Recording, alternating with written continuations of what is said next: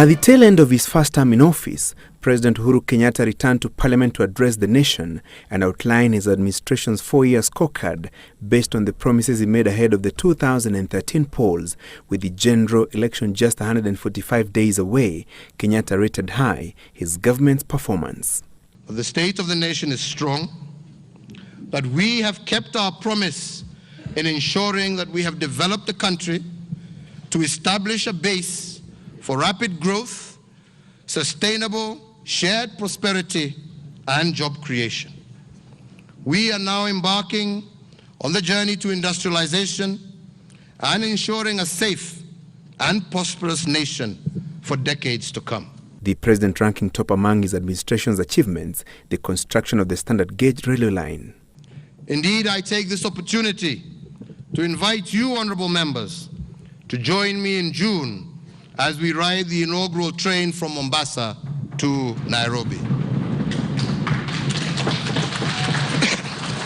In its election manifesto, Jubilee promised to construct 10,000 kilometers of tarmac roads across the country in 4 years, a promise the president claims has been fulfilled. With 1,950 kilometers of new roads completed and another 7,000 kilometers under different phases of construction, we have kept the promise.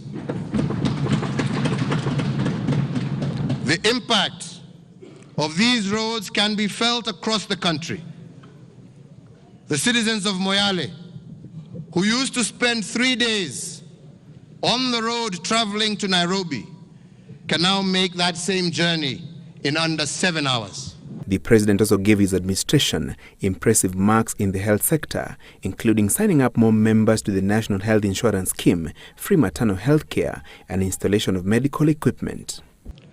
Prior to 2013, only 4 referral hospitals had such equipment. 4 years later, through the innovative Managed Equipment Service Program, I am pleased to say that 92 hospitals across all counties have now been equipped with modern diagnostic equipment.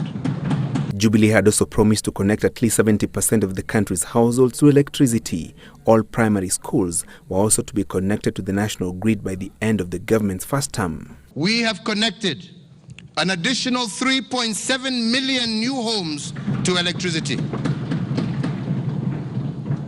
We have more than doubled in 4 years the total number of connections made since independence.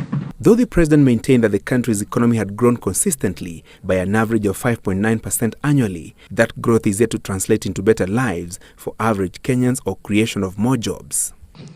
Many Kenyans are frustrated at the seeming lack of progress in the fight against corruption. These concerns are legitimate, and there are questions that every citizen is entitled to have answered by their government. Addressing them is of utmost importance to me. But it is the rising public debt that has raised eyebrows.